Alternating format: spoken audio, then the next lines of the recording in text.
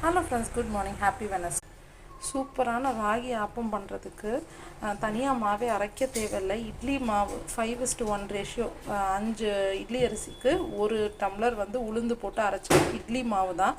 3-4 நாள் ஆயிடுச்சு. அந்த மாவில் 1 கப் ராகி மாவை போட்டு ஒரு 2 மணி நேரம் அப்படியே விட்டுட்டோம்னா நல்லா தண்ணியாக கலந்து, அப்புறம் தேங்காய் பால், அந்த உடச்ச தண்ணியை ஊற்றும் போது நான் அதில் ஆட் பண்ணிக்கிட்டேன். அவ்வளோதான், தண்ணிக்கு பதில்.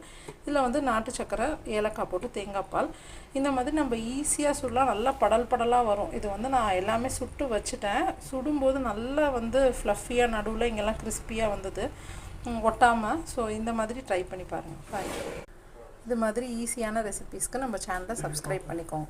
100% ஒட்டாமல் வரணும் அப்படின்னா ராகி மாவோட சேர்ந்து ஒரு பெரிய டேபிள் ஸ்பூன் அரிசி மாவையும் கலந்து வச்சிட்டோம் அப்படின்னா கண்டிப்பாக ஒட்டாமல் வரும். இது என்னுடைய ஃபேவரட் சட்னி. அரைச்ச மிக்சிலேயே பூண்டு, பட்டை வத்தல், உப்பு, அவ்வளோதான்.